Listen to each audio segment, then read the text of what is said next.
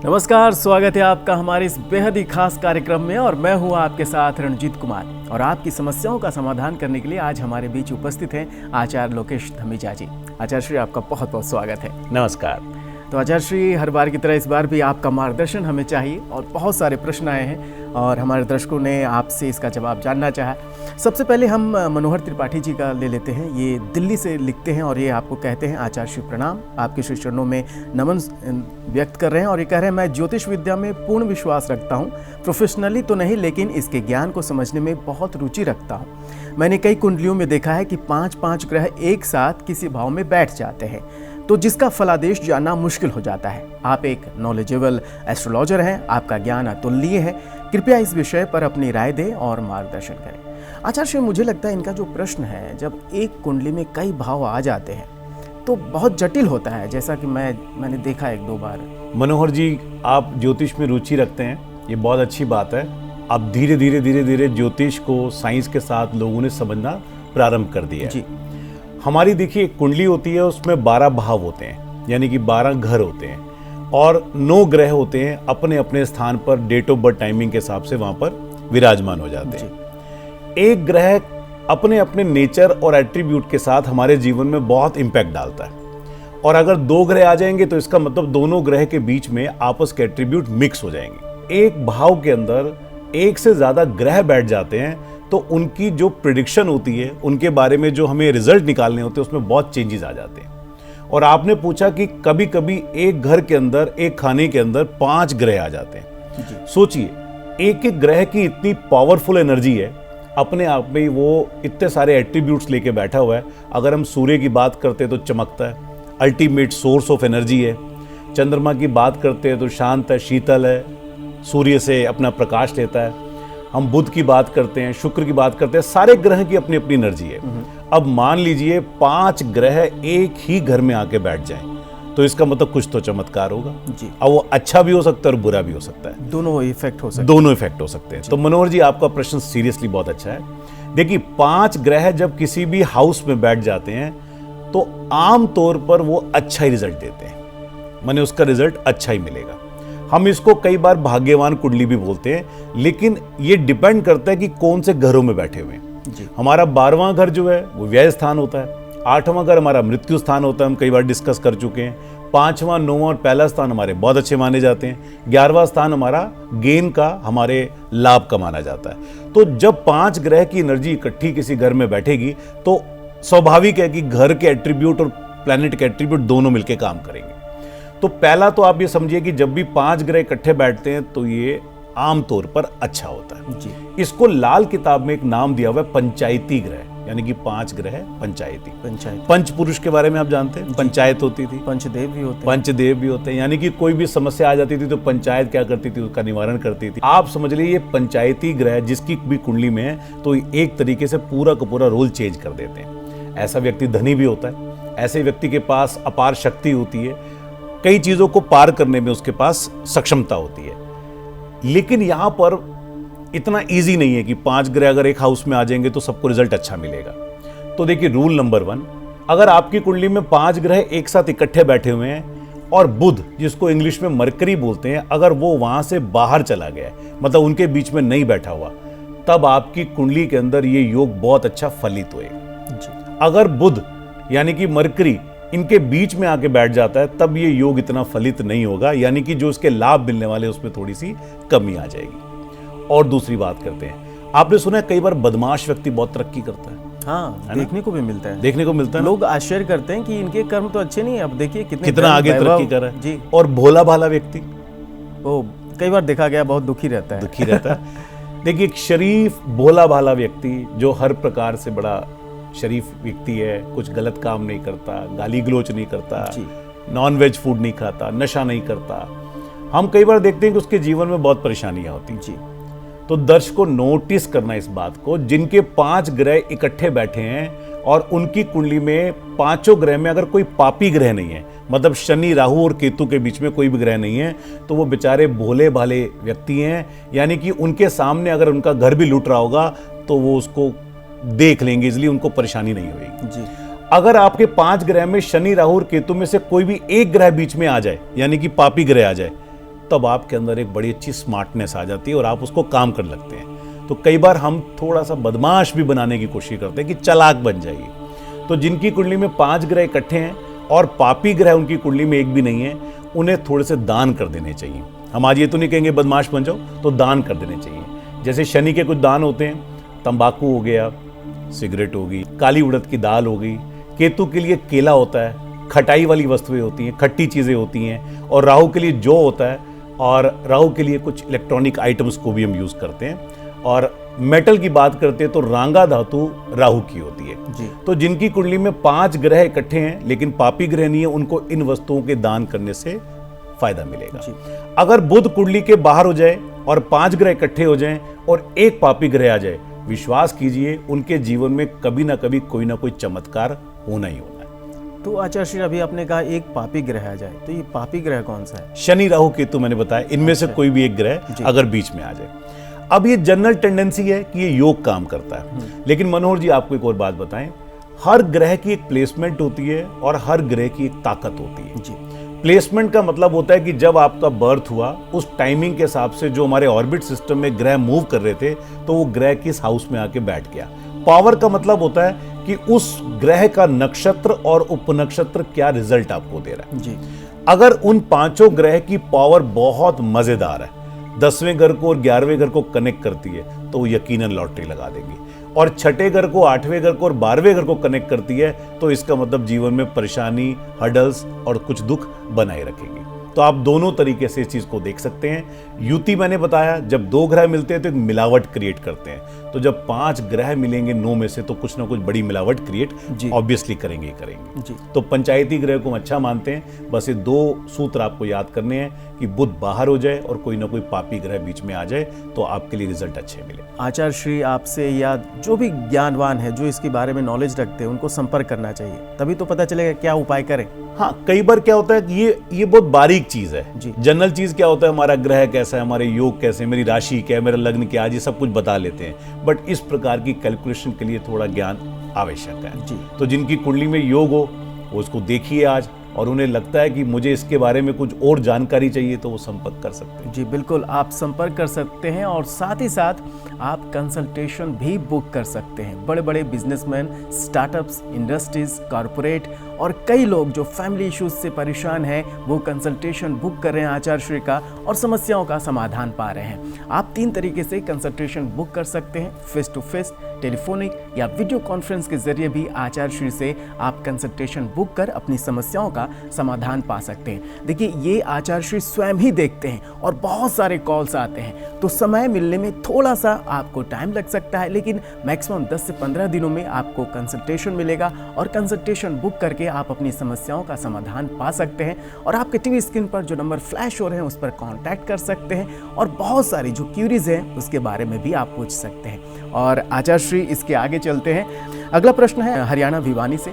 और ये भूमिका लिखती हैं। सबसे पहले तो ये आपको प्रणाम करती हैं और कहती हैं, हमारे मकान के साथ वाला जो प्लॉट खरीद कर हमने जोड़ा बना लिया है, और जब से नए मकान में आए हैं, ये कह रही है पता नहीं किसकी नज़र लग गई है, मेरे घर में हर कोई बीमार रहता है, ऐसा क्यों हो रहा है, क्या कोई उपाय है? भूमिका, स्वागत है आपका। देखो, नज़र होती है, मैं ये नहीं कहूँगा कि नज़र नहीं होती है, लेकिन तो आचार्य श्री थोड़ा सा मैं रोकना चाहूँगा। विज्ञान तो कहता है कुछ नहीं है। नहीं, आप देखिए, कई बार बुरी नजरें पत्थर को भी फाड़ देती है जी। तो नजर तो होती हैं। हमने नजर दोष पे एक एपिसोड भी बनाया था जी, कभी और विषय में इसकी चर्चा भी करेंगे जी। तो पहले भूमिका को बताएं कि नजर होती है, लेकिन इतना मत घबराइए। आजकल जिनके बड़े छोटे छोटे मकान बने, उन्होंने वो बाहर बड़ी सारी चीजें टांग रखी होती हैं, और बड़े बड़े आप बंगले देख लो, इंडस्ट्री देख लो, उन्हें कुछ नहीं टांग रखी, तो क्या छोटे व्यक्ति पे नजर लगती है? तो कुछ हमारा भ्रम बन जाता है इन चीजों का जी। आपने बोला पहले आप एक मकान में रहते थे, फिर आपने साथ वाले मकान को परचेज करके जोड़ा बना लिया जी, और तब से आपके जीवन में कुछ समस्याएं उत्पन्न हो, और सीधा ही आपने ना नजर के ऊपर बात कर दी कि हमारे को बड़ा मकान ले लिया तो शायद नजर लगी। आचार्य श्री, ये भी कह रहे हैं सिर्फ मुझे ही नहीं, घर के सारे सदस्य परेशान हैं, सारे सदस्य परेशान हैं जी। तो ठीक है, स्वाभाविक है कि भाई बड़े मकान में आए तो शायद लोगों को जलन हो गई होगी, है ना, ऐसा लोग सोचते हैं। लेकिन भूमिका ऐसा मत कीजिए, साइंटिफिक एग्जाम्पल देखिए और साइंटिफिक समझने की कोशिश कीजिए। आपके एरिया में और भी बड़े बड़े मकान होंगे, है ना, ऐसा नहीं है कि आपका होगा, और भी बड़े होंगे। आपको हम शुभकामनाएं भी देते हैं, आपने जोड़े में अपना मकान बनाया। अब पहले टेक्निकल इसको समझिए। आप जब किसी मकान में रहते हैं ना जी, तो वहां पर वास्तु देव वास करते हैं, वास्तु पुरुष जो होते हैं वो वास करते हैं। आप सपोज 10 साल से, 15 साल से, 20 साल से या उससे ज्यादा वर्षों से वहां रह रहे हैं, तो जो वास्तु पुरुष है, उनके जो देवता हैं, वो आपके मकान में जब वास करके वो सेट हो चुके हैं जी। मतलब जब आपने मकान लिया था तो उसका एक ब्रह्म स्थान बना होगा। और ब्रह्म स्थान कैसे होता है? आपके पूरे मकान का जो प्लॉट का एरिया होता है, अगर हम उसको डायगनली यानी कि एक ऐसे क्रॉस बना दें तो बीच में जो इंटरसेक्ट पॉइंट आएगा जिसपे वो दो लाइनें आपस में काटती है, वो आपका ब्रह्म स्थान होता है, जिसको हम आपके भूमि की मकान की नाभि भी बोलते हैं जी। भूमि का देखो, आपके पास पहले एक एरिया था इतना, तो उसका ब्रह्म स्थान बीच में आ रहा था। अब आपके पास एरिया हो गया डबल, तो क्या इसका ब्रह्म स्थान चेंज नहीं होएगा? अब आपके पास एरिया अगर डबल हो गया तो जब आप इस प्रकार से क्रॉस बनाओगे तो ब्रह्म स्थान चेंज हो गया। तो यानी कि आपने क्या किया, मकान वैसे ही रखा, आगे जैसे ही उसको जोड़ दिया उसका ब्रह्म स्थान चेंज हो गया। जहां पर नॉर्थ आ रहा था, हो सकता है वो डायरेक्शन पहले बहुत अच्छी सेट थी, अब थोड़ी सी चेंज होगी। नॉर्थ ईस्ट में टॉयलेट अच्छा नहीं होता, हम बार बार जिक्र करते हैं।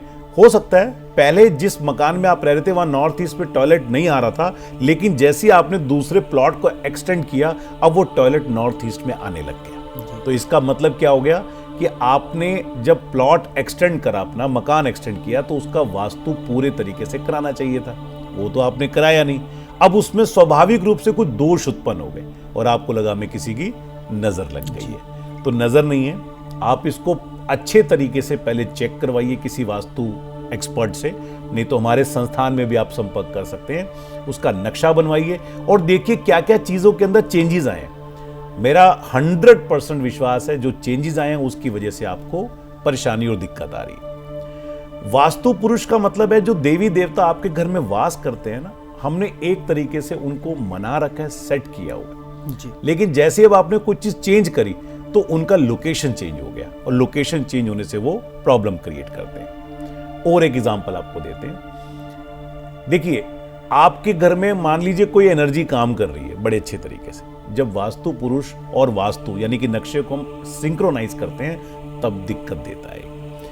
आपने कई बार सुना होगा कि जब से हमने अपनी लड़की की शादी करी है ना, तब से घर में दिक्कतें आ गई, और जब से बहू को दोष दिया जाता है ना, और जब से हमारे बेटे की शादी हुई ना, जब से बहू आई है तब से दिक्कतें आ गई जी, है ना, सुना जी, ना? बिल्कुल आता है सुना। ये आमतौर पर सब लोग प्रयोग करते हैं, यूज करते हैं, क्योंकि बेटी हमारी जो होती है लक्ष्मी होती है, लेकिन दूसरे की बेटी को हम लक्ष्मी नहीं मानते हैं, तो दूसरे की बेटी भी लक्ष्मी होती है। उसके कारण समझिए क्या है। जैसे आपके घर में कोई खुशी आने वाली है, कोई सुख आने वाला है, कोई बच्चा आने वाला है, शादी होने वाली है, आप क्या करते हैं, मकान को अच्छे तरीके से पॉलिश रंग रोगन करते हैं, बालकनी भी अंदर कवर कर लेते हैं। बच्चा आने वाला जगह चाहिए, एक आध टॉयलेट और बना लेते हैं, मतलब उस जगह को जो बिल्कुल पूरी तरीके से सेट हो चुकी थी आपने उसमें चेंजेस कर दिए जी। तो देखिए, जब आप चेंजेस करोगे तो कुछ ना कुछ तो चेंज होएगा। बिल्कुल। तो कई बार क्या होता है, वो नेगेटिव वास्तु के फंडामेंटल से जब चेंजेस हो जाते हैं तो उसके गलत इंपैक्ट आने लगते हैं, और हम क्या सोचते हैं कि शायद शादी के बाद हमारे जीवन में समस्या आ गई, और जब से हमारी लड़की इस घर से गई है तब से तुम्हारी खुशहाली रुक गई। क्यों? क्योंकि जैसे ही आपने उसकी शादी करी, आपने भी घर में कुछ चेंजेस करे, और आमतौर पे यही एक रीजन होता है। आदमी कब मकान में चेंजेस करता है? जब शादी की ब्याह हो, कोई बड़ा फंक्शन हो। तो जब भी कभी आप अपने मकान में जो भी चेंज करते हैं, मान लीजिए दर्शकों, एक छोटी सी चीज आपको बताते हैं, आपने एक बहुत बड़ी अलमारी उठा के ना इधर से इधर रख दी, और उसके बाद आपको लगता है कि घर में सभी व्यक्तियों को कमर में दर्द होने लग गया। इसका मतलब कोई ना कोई मर्म स्थान होता है हमारे वास्तु का जो वो हिट हो रहा है। आप सिर्फ उस एलिमीरा को उठा के वापस अपनी जगह पे रख दीजिए, देखिए वो चीज ठीक हो जाएगी। तो जब भी कुछ नई चीज चेंज करते हैं तो स्वाभाविक रूप से उसमें दोष उत्पन्न हो जाते हैं, तो नजर पे मत जाइए, इसको प्रॉपर तरीके से ट्रीटमेंट करें। यानी कहीं ना कहीं वास्तु का इसमें कारण हो सकता है। हाँ, ये वास्तु ही है। जहां भी हम रहते हैं ना, उस स्थान को अपने रहने योग्य बनाते हैं, यानी कि हम अपने सभी चीजों को अरेंजमेंट करते हैं। वास योग्य स्थान बनाना को वास्तु बोलते हैं। तो पहले कई बार वो सेट होता है, चीजें सेट चल रही होती हैं, चेंजेस करने के बाद अच्छी भी हो सकती हैं और बुरी भी हो सकती हैं। ये तो फिर साइंटिफिक तरीके से यानी विशेषज्ञों की राय लेनी पड़ेगी। बिल्कुल, तो वास योग स्थान बनाने को ही वास्तु कहते हैं और जब भी आप चेंजेस कर रहे हैं तो इस बीच जो उस क्षेत्र के विशेषज्ञ हैं उनसे आप राय ले सकते हैं और साथ ही साथ आपको राय देने के लिए हमारे बीच आचार्य श्री हैं, उनसे कंसल्टेशन बुक कर सकते हैं। बड़े बड़े स्टार्टअप्स, इंडस्ट्रीज, कॉरपोरेट, बिजनेसमैन और कई लोग हैं जो फैमिली इश्यूज से परेशान हैं, वो कंसल्टेशन बुक करके आचार्य श्री से राय लेकर के अपनी समस्याओं का समाधान उन्हें कर लिया है। कंसल्टेशन बुक करने में 3 माध्यम है। आप फेस टू फेस, टेलीफोनिक या वीडियो कॉन्फ्रेंस के जरिए आचार्य श्री से कंसल्टेशन बुक कर सकते हैं और अपनी समस्याओं का समाधान पा सकते हैं। क्योंकि आचार्य श्री स्वयं इसमें देखते हैं तो बहुत सारे कॉल्स भी आ रहे हैं, तो कंसल्टेशन बुक करने में थोड़ा सा समय लग सकता है, लेकिन आपकी समस्याओं का समाधान जरूर होगा। आचार्य श्री, एक और प्रश्न जिसका समाधान हम आपसे जानना चाहेंगे कि अगर हम नया मकान ले रहे हैं तो उनमें किन किन बातों का ध्यान हम रखें कि हमें सुख शांति मिले। हमें देखिए, नया मकान अगर लेना है तो उसमें 2 चीजें हैं। एक तो बाहर का वातावरण माने बाहर की जो चीजें हैं, और एक अंदर का। अंदर के लिए तो आपको विधिवत रूप से एक नक्शा बनाना चाहिए। आपका बेडरूम कहाँ आना चाहिए, टॉयलेट कहाँ आना चाहिए, किचन कहाँ आना चाहिए, हर प्रकार की एनर्जी कनेक्ट करती है। बहुत डिटेल में तो नहीं, शॉर्टकट में कुछ समझाते हैं। देखिए, किचन में क्या होती है, आग होती है, तो वो फायर एलिमेंट के अंदर आता है। और जो हमारा नॉर्थ का एरिया है वो वाटर एलिमेंट के अंदर आता है जी। नॉर्थ ईस्ट भी वाटर एलिमेंट के अंदर आता है। अगर हम पानी और आग को दोनों को मिला देंगे तो एक तरीके से दिक्कत हो जाएगा, परेशानी हो जाएगी। इसीलिए नॉर्थ ईस्ट में टॉयलेट को, नॉर्थ ईस्ट में किचन को मना करते हैं कि पानी के जोन के अंदर हमारा आग आ जाएगा। तो अंदर का नक्शा तो पूरा साइंटिफिक तौर से बना के क्या क्या चीज कहाँ आनी चाहिए, आपको उस तरीके से प्लेसमेंट करनी चाहिए। अब आप जब मकान देखने जाते हैं ना, तो वहां सबसे पहले आप देखिए उसकी फेसिंग और एंट्री क्या होती है जी। एंट्री का मतलब होता है कि बाहर की ऊर्जा आपके घर के अंदर कनेक्ट करेगी। यानी कि आप लोग रहते हैं, बाहर कोई रहता है, दोनों आपस में कनेक्ट होंगे तो ऊर्जा आपस में कनेक्ट करती है जी। तो कोविड में तो सबने इस ऊर्जा को आजमा भी लिया है कि जब भी कोई बाहर से व्यक्ति आएगा तो पहले सैनिटाइज करेगा, कपड़े चेंज करेगा, नहीं तो जम्स फैल जाएगा। समझिए सेम, अगर आपके पास एंट्री पॉइंट गलत है तो आपके पास इतनी नेगेटिव ऊर्जा आ रही है जो वास्तु का सबसे बड़ा दोष बन जाता है जी। तो पहले तो एंट्री देखिए। एंट्री अब अच्छी तरीके से तो नहीं समझ सकते, लेकिन साउथ वेस्ट और साउथ वेस्ट ये 2 जोन ऐसे होते हैं, अगर इनकी एंट्री मिलती है तो इस मकान को लीजिए मत जी। बाकी और भी बहुत सारी चीजें होती है, मैं एक मेन पॉइंट आपको जी बिल्कुल आचार्य श्री, आपने बहुत अच्छी बात बतलाई और जो मुख्य बातें आपको आचार्य श्री ने बतलाई उसका अनुसरण कीजिए। और विशेष जानकारी के लिए आपके टीवी स्क्रीन पर जो नंबर फ्लैश हो रहे हैं उस पर आप कांटेक्ट कर सकते हैं। साथ ही साथ हम आपको बताते हैं कि आचार्य श्री स्वयं एस्ट्रोलॉजी, वास्तु, टैरो कार्ड और न्यूमरोलॉजी में क्लास लेते हैं, तो आप इन क्षेत्रों में अध्ययन करके, कोर्स करके अपने करियर को भी एक नया आयाम दे सकते हैं और यश और धन दोनों की प्राप्ति कर सकते हैं। आचार्य श्री, हमारा मार्गदर्शन करने के लिए आपका बहुत बहुत धन्यवाद। नमस्कार।